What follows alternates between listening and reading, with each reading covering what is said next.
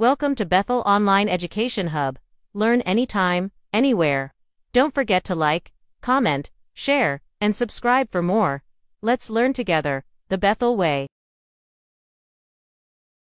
So good morning everyone. So welcome to your introduction to the philosophy of the human person. So now we will tackle the lesson 6, intersubjectivity.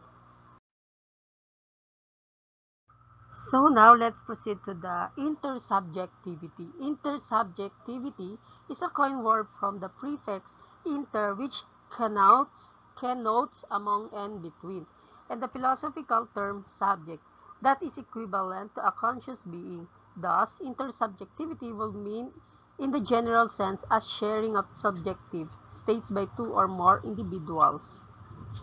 So, pag sinabi nating intersubjectivity sa Tagalog, ito ay pagkakaunawaan sa pagitan ng mga tao o pagbabahagian ng kamalayan o pananaw. So, ang intersubjectivity ay tumutukoy sa ugnayan ng dalawang tao o higit pa kung saan sila ay nagkakaintindihan, nakikibahagi sa damdamin o karanasan ng isa't isa, at nagkakaroon ng pagkakaunawaan sa pamamagitan ng komunikasyon. So halimbawa, kapag nag-uusap ang dalawang magkaibigan at pareho nilang naiintindihan ang damdamin ng isa't isa, iyon ay halimbawa ng intersubjectivity. Pangalawang halimbawa, sa pagtuturo, mahalaga ang intersubjectivity para magkaintindihan ng guro at ang estudyante sa kanilang aralin. So mahalaga ito sa atin para pakikipagkapwa-tao, pagkakaroon ng empatiya at pag-uunawaan sa damdamin ng iba, pagbuo ng ugnaying panlipunan. So, yun po si intersubjectivity. So, class, intersubjectivity in general. So, ito na yung ibig sabihin ng intersubjectivity in general. So, philosophy, unlike theology, does not use primarily biblical texts in its pursuit thought. Some religious texts are morally worthy to be examples in explaining philosophical ideas like the previous reading we had. So, the parable of the Good Samaritan clearly explained the phenomenon of intersubjectivity in the human world.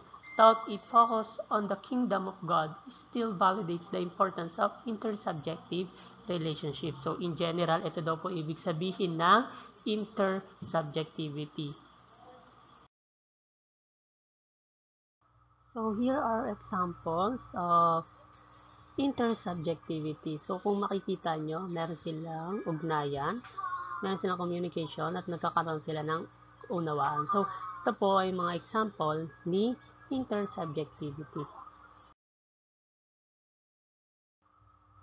So, now, let's proceed to what philosophers say about intersubjectivity. Intersubjectivity is a universal. It exists when and where human exist. It is an undeniable reality which thinker could not help but discuss. So, meaning, ang intersubjectivity ay isang mahalagang konsepto sa filosofiya na tumutukoy sa pagkakaroon ng mutual na pag-unawa at pagkilala sa pagitan ng dalawang individual o higit pa. Hindi ito tungkol sa isang tao lang at hindi rin ito simpleng katotohanan na nakikita ng lahat. So, sa halip, ito ay nasa pagitan o isang mundo ng ibinabahaging kahulugan at karanasan na nabubuo sa ating pakikipag-ugnayan sa iba. So, narito ang ilang mga pilosopo na nagbibigay ng mahalagang pananaw tungkol dito. Si Edmund Husserl, isang phenomenology, Martin Buber, at si Carl Wojtyla, and the last is si Confucius. So, sa madaling salita, ang intersubjectivity ay nagsasabi na ang ating pagkatao ay hindi buo at nag-iisa lamang ang ating kamalayan, ang ating pag-unawa sa mundo, at ang ating mga paniniwala ay hinuhubog ng ating pakikipag-ugnayan sa iba. Ito ay isang paalala na ang ating pagiging tao ay likas na panlipunan at relational. Ang bawat pag-usap, bawat pagkilala, at bawat pag-aalaga ay nagpapatunay na hindi ka nag-iisa sa mundong ito. So, yun po yung mga sinabi ng philosophers about sa intersubjectivity.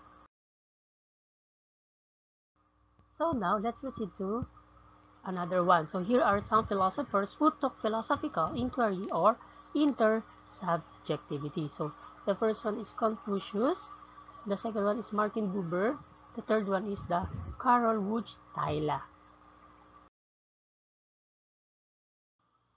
So now class, let's proceed to the first philosophers. So Confucius. So Confucius, one of the main ideas of Confucianism is Ren or human-heartedness. It is a virtue central to the man that can be found in his sociality or intersubjectivity. In his philosophy, Confucius stresses order and harmony in the world. His aims can be achieved through practical, concrete, particular, and perceptual ways. So, si Confucius ay isang pilosopong Chino na isinilang noong 551 BCE at namatay noong 479 BCE. Siya ay tinuturing na isa sa pinakamahalagang guro at palaisip sa kasaysayan ng China. At ang kanyang mga turo ay naging batayan ng Confucianism o pilosopiyang Confucianismo. So, si Confucius ay isang matalinong guro, tagapayo, at pilosopo noong sinaunang China. Naniniwala siya na ang kabutihang asal, respeto sa magulang, edukasyon at tamang pamumuno ay mahalaga para magkaroon ng maayos at mapayapang lipunan. So, ang mga pangunahing turo ni Confucius ay filial piety, Li na ang ibig sabihin ay ritual o tamang asal, Ren na ang ibig sabihin ay kabutihang loob o pagkamaawain, edukasyon, pamumuno sa pamamagitan ng mabuting halimbawa. So, bakit daw ba mahalaga si Confucius? Ang mga ideya kasi ni Confucius ay naging pundasyon ng mga maraming bahagi ng ating mga kultura, pamahalaan, at edukasyon sa China at sa iba pang bahagi ng Asya. Hanggang ngayon, ang kanyang mga aral ay pinag-aaralan pa rin at ginagamit bilang gabay sa mabuting pamumuhay. So, yun po yung sabi ni Confucius about sa intersubjectivity. So now, class, let's proceed to the second philosopher. So, Martin Buber, 1878 to 1965. So, for Buber, we have to treat another person as a subject, a being different from things or objects. So, persons are not inanimate objects to be used. They have their own mind and free will. Thus, we have to respect others as we respect ourselves.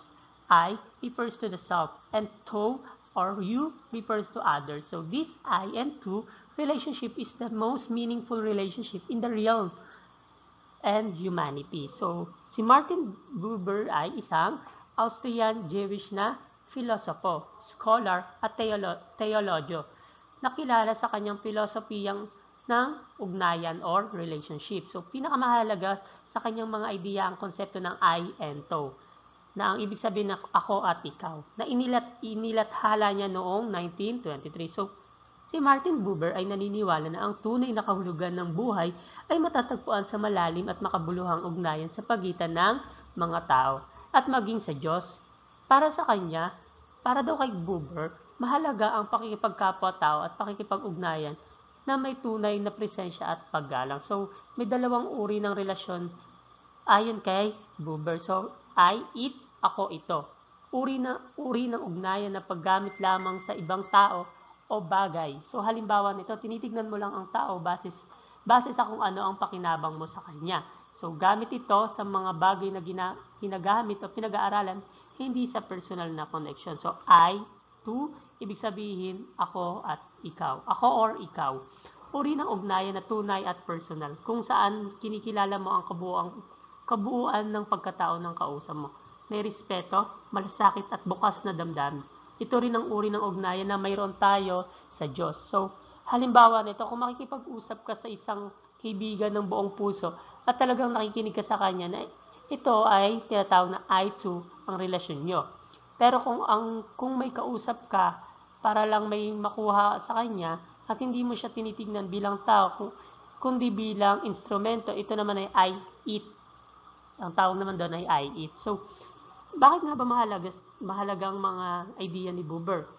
Itinuturo kasi ni Buber na ang pagiging tunay na tao ay makikita sa ating pakikipag-ugnayan, hindi lang sa isip, idea, kundi sa personal na koneksyon sa kapwa-tao, sa kalikasan at sa Diyos. Ang kanyang mga idea ay ginagamit sa filosofiya, relihiyon, edukasyon at psikolohiya. So, yun po yung mga idea ni Martin Buber. So Karol Wojtyla, so the last philosopher. So he is also Saint John Paul II. But as a philosopher, we use his real name for Wojtyla. Human action is the foundation of our being. But human reality is also about being with others. So our actions are also directed towards others. This form of action is now called participation. In the theory of participation, man has the capacity to share himself to others. So sino nga ba si Karol Wojtyla? So, si Karol Joseph Wojtyla ay ang tunay na pangalan ni Pope John Paul II. So, yun palang tunay na pangalan ni Karol, si Saint John Paul II. Isa pala siyang Pope. Ang ika-264 na Santo Papa ng Simbahang Katoliko. Ipinanganak siya noong Mayo 18, 1920 sa Poland at naging Santo Papa mula 1978 hanggang 2005. Siya ang kauna-unahang Papa mula sa labas ng Italia sa loob ng halos 500 years. Diba? Napakatagal, class. So si Karol Wojtyla o mas kilala bilang San Juan Pablo II ay isang parish na naging isa sa pinaka-maimpluwensyang Santo Papa sa kasaysayan ng simbahan. Bukod sa pagiging relihiyosong leader, isa rin siyang scholar, pilosopo at tagapagtanggol ng dignidad ng tao. So mga mahalagang turo ni Karol Wojtyla. Number 1 is dignidad ng tao. Pangalawa is personalismo. Pangatlo, pag-ibig at responsibilidad. Pang-apat, kalayaan na may moral na pananagutan. So, ang mga gawain bilang ng Santo Papa, nakikipaglaban sa komunismo, lalo na sa kanyang bansang Poland. So, si Wojtyla is nagturo din ng theology of the body. So, napakahalaga ng mga idea ni Wojtyla dahil siya ay leader na may pananampalataya, talino at malasakit sa tao sa gitna ng mga hamon sa mundo, digmaan, kasalanan at kahirapan. Ipinaglalaban niya ang buhay, pag-ibig at katotohanan. So yun po yung mga idea ni Wojtyla. So now, let's proceed to your activity. So your activity number 6. So the title of your activity is My Good Samaritan Experience. So tell how you overcame your fear of strangers and what made you decide to help the persons. But if you don't have any experience, tell us what you will do if you encounter one and why would you help them. So isusulat nyo to sa bond paper or sa yellow paper. So here's our rubrics on how to grade your activity. So performance areas, so ideas, organization, sentence, fluency, and condensation. So makakukuha kayo ng 1 points kung needs nyo pa ng improvement, ng 2 points for satisfactory, 3 points for very satisfactory, and 4 if outstanding yung gawa nyo. So ito yung magiging basis natin para gradean yung inyong activity. So, and that's our lessons for today. So, I hope you learn a lot. And thank you and goodbye. Have a nice day.